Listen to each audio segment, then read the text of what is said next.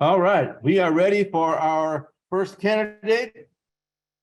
Dr. Valencia Jones has been in Toastmasters since 2020. In the 3 years, she has served all district roles, provided training for all office roles, served as the Area B4 Director in 2021, sponsored and mentored Benvenidas, if I pronounce that correctly, Toastmasters in 2022, sponsored Road to DTM's Toastmasters Club in March of 23, completed 4 pathways from 20 to 2023, was awarded the DTM in September of 22, is a member of 9 Toastmasters Club, and serves as District 12's Club Growth Director, and recently elected to Club Program Quality Director. She has helped 37 Toastmasters clubs move from 3 or fewer members to good standing, where they have remained thus far. She enjoys mentoring fellow Toastmasters and is presenting from her fifth pathway, Innovative Planning. The title is Results-Oriented Leadership Through Mentoring. Dr. Valencia Jones.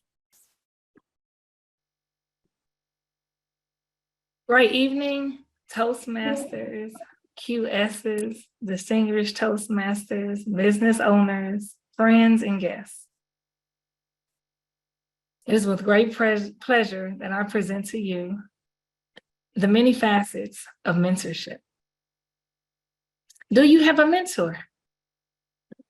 Some of you may say yes, some of you may say no. Well, after today, hopefully you will learn more about mentorship, some key terms and phrases that are brand new in the mentorship community, the roles and benefits of being a mentor, and first contacts and techniques that assist you with mentorship. What is mentoring? Can you think of a mentor that you had in elementary, middle school, high school, in your career in Toastmasters? And if so, can you put their name in the chat? Let's give those mentors some credit. Barnes, your 3rd grade kindergarten teacher. Was it your first employer? Was it a parent? It's important for us to remember who our first mentors were. I see Susie, I see Deborah, Chuckawek, physics teacher, mom, someone wrote Dr. V. Now the second question is, what qualities did they have? What did they possess?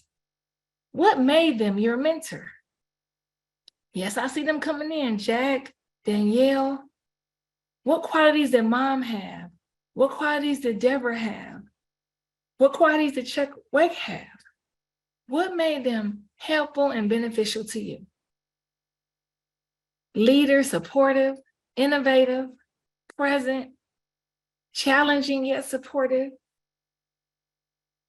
So as we look through the chat, we see reasons why they were helpful to us. And what I see is some of these are the reasons. They were good listeners. They were encouraging. They were wise. They never judged me and just let me speak and talk. That's the sign of mentorship. Now, the new term that I want to share with you today is mentorship. What is mentorship? That sounds like mentoring I know about, mentorship I know about. Mentorship is the ability to mentor an entire team and lead a team through effective membership of its members to find out the best leaders that you may have or that you see in them before they see them, and then develop those into the members of tomorrow. My mentor is Miss Clisby when I was at Baldwin Hills Elementary School. She believed in me. She listened to me, even though she didn't know some of the words I was saying because I wasn't speaking English. But Miss Clisby cared about me, nodded her head. And when I said, "Yo tengo sueño, dame mi comida," she just sat there and rubbed my hair and told me it was going to be okay and smiled. Oh, Miss Clisby. Now, who can be a mentor? Is it a teacher only, an educator only? Was it Miss Clisby only? I saw Deborah, I saw Jan, Mom. Anyone can be a mentor. If you're in a position and you have some experience, you're a mentor. You can be a mentor in your home, a mentor in the community, a member in your family, a mentor in Toastmasters, or a mentor in career. All you have to do is encourage, listen, nurture the person that you mentor. Now, I want to tell you a little bit about what mentoring is not. Mentoring is not just a student-teacher relationship or a tutor-teacher, an instructor-instructor, or friend-to-friend. Definitely, it's a relationship that you build. And sometimes mentoring isn't forever, and that's okay. The question people often ask is, do I have to be a leader to mentor? My question to you is, when did your leadership journey begin? Did it begin when you started your own business? Did it begin when you began to get A's in school and graduated magna cum laude? Well, let me tell you when mine began. Mine began when I was 3. When I was 3, I was in preschool and I was given the pass out monitor, but I wanted the front of the line monitor. No, I didn't understand what they were saying because I was only speaking Spanish at the time, but I wanted to be front of the line monitor and I got it. I worked hard. I passed out those papers. I made sure they were turned in nice, crisp and clean when I passed them out. And I made it to front of the line monitor. So they had to walk behind me as I went in to get my chocolate milk, to grab my coffee cake in elementary. I felt like a leader. When was the first time you felt like a leader? Now, the next concept I hope could be new to some of you or introduced to you is reverse mentorship. Reverse mentorship? What is that, Dr. Valencia? Reverse mentorship is when the mentor benefits from the mentee. Now, I know I may have been teaching and working in education for almost 20 years, but there are some brand new teachers and brand new administrators that can do technology, that know innovative books, and wrap circles around some of the things that I learned when I was in my teacher education or my admin program. And so therefore, you learn in mentorship. Mentorship is not just for the mentor, not just for the mentee, but it's for both. So reverse mentorship is when the mentor learns from the mentee. Why is mentoring important? Mentoring is important because it helps you to build confidence. You instill trust in yourself and others. There's people that are on a road to success that will call you out, similar to Dr. White, who called me out when I was a third-year teacher to be an administrator, or Sharon Beckwith that said, you should be an area director. Those are mentors. Or when I went to my first Toastmasters meeting as an officer 7 months after I joined, and I saw Sharon Kenty, Suzanne, and Dominique ready, talking about all these terms and jargon I had no clue I wanted. They called me out without even knowing it. You know why? Because they were my silent mentors. Another term I hope you think about. Do you have any silent mentors? Is there someone on right now that's mentoring you that has no clue that they're your mentor? If you don't have a silent mentor in a club, in your company, in an organization, or in your community, think about finding one. They may not need to know. You may never say hello. Those 3 women had never saw me a day in my life. But that day, they became my silent mentors. As you mentor, it's not about the other person. It's more importantly about you. Who are you as a leader? When did your leadership journey begin? Are you confident as a leader? Do you have something to share? Passion, history of the company, history of what's been going on, experience that you can show someone else. A big part of mentorship is about you leadership, you supporting, caring about, and being the best you that you can be for the people that you may mentor.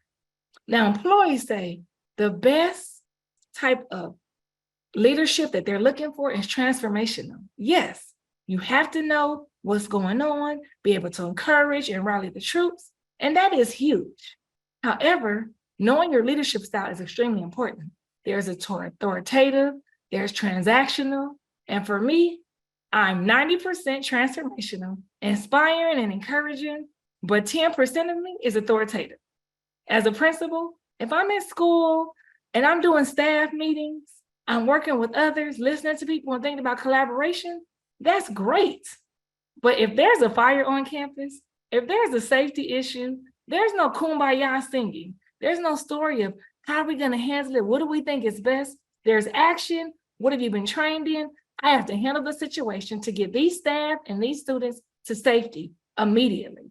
And that's the authoritative side of my leadership. Transformational leadership is when you inspire, you encourage, you create happy times. But the goal of a great mentor is when it works out and is best for the team. To be open and honest with yourself and with others. To take genuine interest in them, care about them, and build trust. Being open and honest is not about things that are going great in your life, but also mistakes. So I can tell you about a mistake I made in my first year as an administrator. It was involving parents. It was a cheerleading situation, and I had all the documents in a row.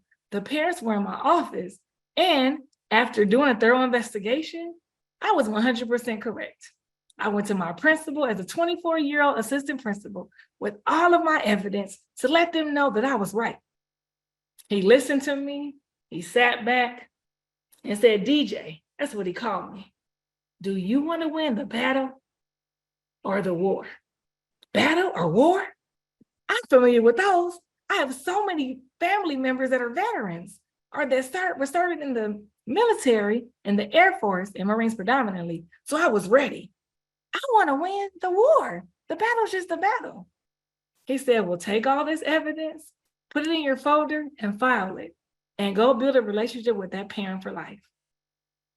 So as a 24-year-old, I had to go walk down the hall thinking like, but I'm right. I know I'm right. This is what happened. And I won the war, the entire thing. I went back to that parent. I apologized. After I apologized, then I went on to learn from my experience. It's not about what you know, what you can do, and how you can prove it. It's about relationships. And that same year, I became Administrator of the Year at Victor Valley High School. What? Do you know what situation I was just involved in with a board member's child? I had no clue what that meant at the time, but obviously the way it was handled through my mistake, I became Administrator of the Year. And not just then, but as a principal, I often got parent awards and received recognition for parent engagement. But you know what? If Dr. Valencia would have never reflected back on the mistake that I made that first year in my administration, I wouldn't be who I was involving parents and engaging parents. As you're honest with your mistakes, understand it may be terrifying. And me, I was a perfectionist. I wanted to do things correct and right. However, that's not what it's about, because I make mistakes. You may make a mistake. We all make mistakes, but the goal is to share them, learn from them, grow in them, and partner together. When we're mentors, we have to take a genuine interest in what it is that we're involved in. If you're mentoring your family, you're mentoring your company, you're mentoring within the Toastmasters or a club, the goal is to take genuine interest, to care about, not just what it is right now, but learn the history of where we've been. Similar to what I did when I became a club growth director in District 12. District directory, I wanted to go all the way back to the beginning. Look at all the past district governors and read what it is that their motto was. What was it that they were going to discuss the whole year? And to see how they coincided together, to learn about awards, jargon about DTMs and other things that I had no clue about at the time, but I wanted to make sure I could be everything as a club growth director for my district. So whether you wanted to make a difference, whether you wanted to lead through success, lead across generations, be presidents distinguished, or have distinguished areas throughout, I had the history, I knew, and I understood. And I will venture to say when you take a genuine interest of the company, a genuine interest in your family, a genuine interest in yourself, then you'll play that sounding board and you empower others to make their own decisions, not just tell them yourselves, the same way someone did for me. They listened to me closely. They value me as a member of a team. And they didn't always give me the answer, but they told me what manual I had to go in to look it up. As we know about mentorship, there's something to do with quality. Not only quality, but investing in a team. A team. Now, if we think about other mistakes or things that are different, I remember my mother once saying, Valencia, is the box half empty or half full? And I looked, she said in Spanish, and I looked, and I said, and I thought to myself, what is a box made of? Is it paper? Is it aluminum? Will it break? Can I throw it? Or more importantly, I wanted to build the box, redo it, look at it. I'm the kind of person, the glass isn't half empty or half full. I want to know what it's made of. I don't think outside of the box. I break the box, put it back together, fold it, shape it, try to make my own shapes, my own way. So a little bit different. At first, she said I never answered the question directly, but then she began to get proud because I was so inquisitive. And oftentimes, you have mentees that are inquisitive. They just want to know. They just want to learn. They just want to see. So as you continue to build a strong organization and you become a strong leader or continue to be a strong leader, offer quality training, you'll cultivate gratitude and loyalty amongst the organization. Now, my example of mentorship occurred not only when I was a club mentor in District 12, but also when I was an area director, thinking about being a club growth director. Bienvenidos chartered. I was ready, a bilingual club, something that we needed. With my other mentor and sponsor, Deborah Smith-Gillis, may the Lord rest her soul as she passed away earlier this year, we mentored Bienvenidos, 17 new members and 3 of us. How can we mentor all of these people? Well, we're getting the district credit, but are we doing them a service? Is there a club somewhere near that can help, that can assist all of us what we having to do? Yes, there is. And that's where mentorship leadership began. Vernon Bragg Jr. was another club I was in, and I called over the troops and said, we have 17 new members. They're eager, they're ready, they want to learn, but 3 of us can't mentor 17. Or could we and really give them what they need? So we asked this club to mentor Bienvenidos. There was a back and forth relationship, and through the back and forth relationship, it produced results. This past year, at the area level, there were 5 people from that mentor-mentee relationship that were in the international speech contest. Yes, 2 of them were from the mentor, but 3 mentees within 8 months of being in Toastmasters went on to not only participate, but one actually won, and then went to the district and won, and went all the way to international speech contest after only being a Toastmaster 9 months. Now, for some of you that may not understand or know or any guests, that's huge to be in an international speech contest and actually win more than once. But the fact that there was a mentor-mentee relationship, it wasn't about the club mentor, it was about mentorship. But what else we did in Bienvenidos? We needed a sister club, someone that was near us, someone that was close to the left or to the right, that was chartering right along with us. And you know who we chose? Entrepreneurs. We chartered in February and they chartered in June. So we watched them, looked at their publicity, learned and grew as a club because of them. So therefore, we looked at it as clubs, mentoring clubs. And my goal was to continue to see not just the club mentorship in Toastmasters, not just one person mentoring a whole club, but clubs that mentor clubs. For some reason, some of our newer clubs, they tend to leave after just a few years. We don't understand the dynamics, but oftentimes they do. What I wanted to prevent is that from happening. I have a club mentoring another club, and it was such a great example. Now back to mentorship. Mentorship benefits the mentee and the mentor. Oftentimes, when someone is being mentored, they advance in their work and their careers. They often feel listened to, they feel confident, they have networking that they have within their workplace, within their family, within their business, or within Toastmasters, and they have genuine guidance that they can follow.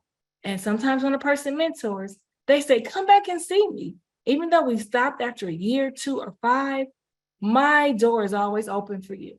So those are strategies for the mentee. And for the mentor gets a chance to practice all the coaching skills that they may have, or practical skills to learn things new and innovative, to be educating on this new technology, chat, EVT, AI, things that are coming on that we would have never heard 2, 3, 4, or 7 years ago. Their job satisfaction improves. They have delight in knowing that they mentored someone else. They're also encouraged to reflect, to build upon, and they may even have others to mentor. Mentoring skills that are needed during mentorship, professionally, personally, or within Toastmasters, are helpful as you continue to reflect personally.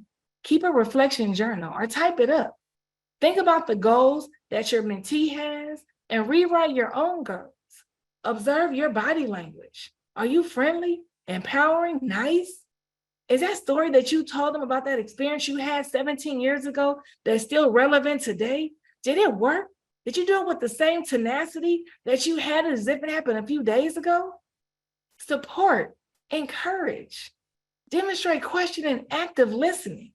A huge part of mentoring is active listening, not reading them, their body language, not just listening to respond, but listening to understand.